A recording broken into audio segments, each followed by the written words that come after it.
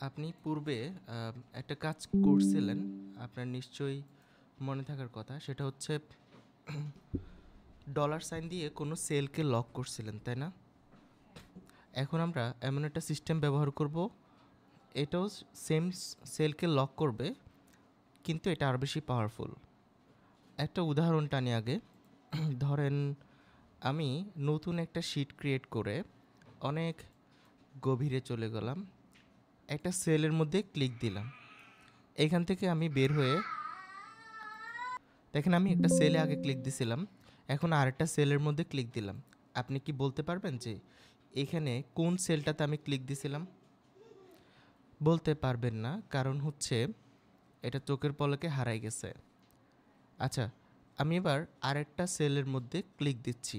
এখন এই সেলটাকে আমরা চিনে ফেলি। এই সেলটা কে? দেখা যাচ্ছে W178, এটা আমরা এই ঠিক নেম বক্সের মধ্যে দেখতে পাচ্ছি। ঠিক আছে, তার মানে হচ্ছে যে এই সেলটার নাম হচ্ছে এটা। এবার আমরা যদি এখানে ক্লিক করি, আবার এখানে আসতে হলে মিলাইতে হবে, মনে হয় এটা। ঠিক আছে, অনেক কষ্ট হচ্ছে, কিন্তু আমরা একটা কাজ করি। এখানে দেখেন, সাপোজ এখানে আমি লিখে ফেলি ধরেন টেস্ট। ঠিক আছে, কি করলাম দেখেন, জাস্ট এই সেলটাতে ক্লিক করলাম, এখানে সেটা ক্লিক করে টেস্ট লিখে দিচ্ছি। অর্থাৎ এই সেলটার নাম হয়ে যাচ্ছে এখন টেস্ট। এন্টার বাটন চাপতেই এটার নাম দেখেন টেস্ট হয়ে গেছে। ওকে, বাইরে ক্লিক করলাম। আমি আবার আগের সেলটাতে যেতে হলে কি করতে হবে দেখেন, এখানে একটা ড্রপ ডাউন দেখা যাচ্ছে। এখানে ক্লিক করলে যেই সেলটার নামটা আমি নিজে নিজে লিখলাম ম্যানুয়ালি, সেটা এখানে লিস্ট আকারে দেখাচ্ছে। তো ক্লিক করতেই আমাকে আসলে দেখেন ওইটাতে নিয়ে গেছে। এবার একটা কাজ করি, এখানে লিখলাম ধরেন 50। ঠিক আছে, 50 লিখে ফেললাম এই সেলটা, অর্থাৎ এই সেলটার মান হচ্ছে 50। এটা কিভাবে কাজ করে আর একটু দেখি। ইকুয়াল টিইএস্ট, একটু খেয়াল করলে দেখবেন এগুলো হচ্ছে আমাদের ফাংশন, কিন্তু এটা হচ্ছে সেল আকারে দেখাচ্ছে যেটা আমরা লিখছিলাম। এন্টার বাটন চাপ দিলে দেখেন এখানে 50, এখানে যদি আমি 100 লিখি এটাও 100 হয়ে যাচ্ছে। কপি করতেছে। এটা শুধু কি এই শিটে থাকবে? না, আমি যদি এবার দেখেন অন্য একটা শিটের মধ্যে আসি, সাপোজ এখানে লিখলাম 50 যোগ টেস্ট, কত হবে রেজাল্ট? ওইখানে কত ছিল মানটা? 100 ছিল। তাহলে এখানে 50 যোগ টেস্ট কত হবে রেজাল্ট? বলতে পারবেন? 50 এখানে হচ্ছে এই টেস্ট তো ধরতে গেলে হচ্ছে 50 তো একটা কনস্ট্যান্ট নাম্বার, এটার ভ্যালু আছে, টেস্টের তো কোনো ভ্যালু নেই। দেখেন টেস্টের ভ্যালু মাস্ট আছে।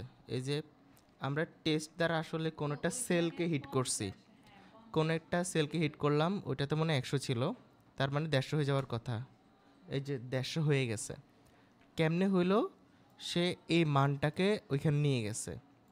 ঠিক আছে, আমি যদি দেখতে চাই যে ওই টেস্টের ভিতরে জানি কত লিখছিলাম, ওকে ইকুয়াল দিয়ে টেস্ট এখানে লিখলেও দেখেন ওইটা রিপিট হচ্ছে। আমি পরীক্ষা করার জন্য আবার এখানে যাই, এখানে ধরুন 200 লিখে দিলাম, দেখবেন এ পাশে আসলে রেজাল্টগুলো পরিবর্তন হচ্ছে। বুঝতে পারলেন? শুধু তাই না, এবার আমি অন্য একটা শিটের মধ্যে আছি, এখানে থাকা সত্ত্বেও এখানে গেলে আমি সেই টেস্টের ইয়েটা পাচ্ছি। ক্লিক করতে দেখেন আমাকে শিট 1-এর সেই সেলটাতে নিয়ে গেল জাম্প করে। তো এই বিষয়টাকে আমরা এখন এখানে কাজে লাগাবো। এটা দেখা যাচ্ছে কমিশন রেট। তো আমরা এটাতে ক্লিক করতেই এখানে পাচ্ছি G10, কিন্তু আমরা এখানে লিখে ফেলবো আপনার কমিশন। কমিশন দেখেন রেট, কমিশন রেট লিখব। কমিশন রেট লেখার জন্য আপনি স্পেস দিলে কাজ করবে না সিস্টেমটা, হাইপেন দিলেও কাজ করবে না, শুধুমাত্র এই আন্ডারস্কোর এটা দিতে হবে। ঠিক আছে, এটা দিলেই আপনি এবার আলাদা একটা শব্দ লিখতে পারবেন। তো এন্টার বাটন দিয়ে দেখেন কাজ হয়ে গেছে। এটার নাম এখন কমিশন রেট হয়ে গেছে। এবার এটার নাম হবে টেক্স, ধরেন টেক্স রেট। ঠিক আছে? ওকে, এবার আমরা এটার দিকে না তাকিয়েও চাইলে আমরা আমাদের কাজ চালাতে পারবো এখানে। দেখেন কিভাবে, ইকুয়াল এটা ইনটু কমিশন রেট, ঠিক আছে? কমিশন রেট সিলেক্ট করতে দেখেন এটাও রেড মার্ক হয়ে গেছে, মানে এটাতে হিট করছে। এন্টার বাটন চাপেন, ফিল হ্যান্ডেল করে দেখি প্রতিটার মধ্যেই কমিশন রেট কথাটা লক হয়ে রিপিট হতে দেখা যাচ্ছে। তারপরে এখানে যখন যাচ্ছি আবারও এই সেলটা ইনটু টেক্স রেট, তাহলে ফিল হ্যান্ডেল করে দেখি প্রতিটাতেই দেখতে পাচ্ছেন জিনিসটা রিপিট করলো। বুঝতে পেরেছেন?